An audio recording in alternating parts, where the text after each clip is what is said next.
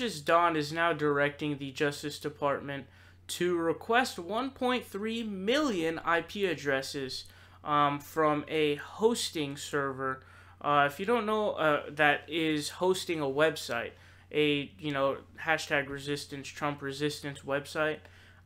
If you don't know what an IP is, basically when you connect to an internet connection, there is an IP address that you have that is attached to that router, to that connection. What the IP address does is you can identify where you are, you can identify what country you're in, you can identify the service provider, etc., etc. So basically, it is a way to, it's a means to an end of figuring out where your political identities are and things like that, and basically to blackmail you in certain ways. So here's what The Hill says. They say, the Department of Justice has requested information on visitors to a website used to organize protests against President Trump, the Los Angeles-based Dreamhost said in a blog post published Monday.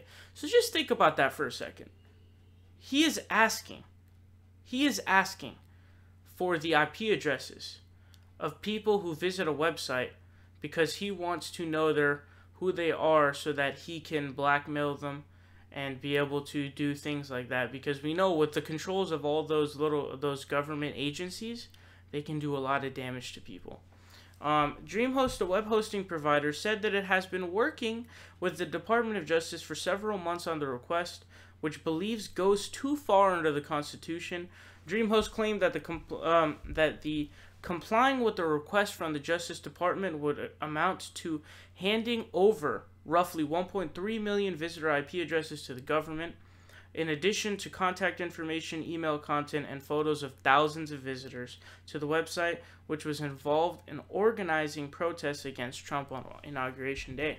Quote, that information could be used to identify any individuals who use this site to exercise and express political speech protected under the Constitution's First Amendment, Dreamhost wrote in the blog post on Monday. That should be enough to set alarm bells off in anyone's mind.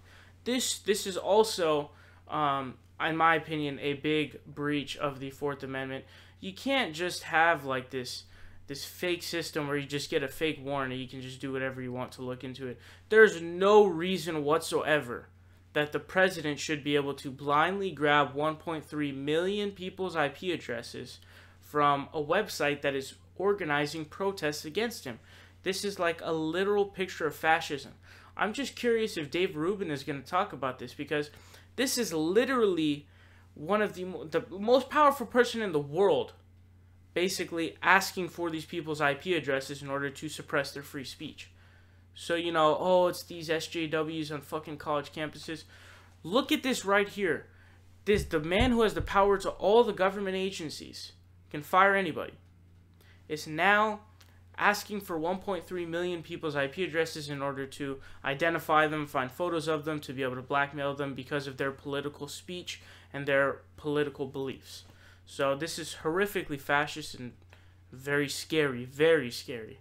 What's up, guys? It's Saul Hill here. You guys are watching The Progressive Voice. Make sure you guys click subscribe down below. We're fighting Donald Trump tooth and nail, and we need your help.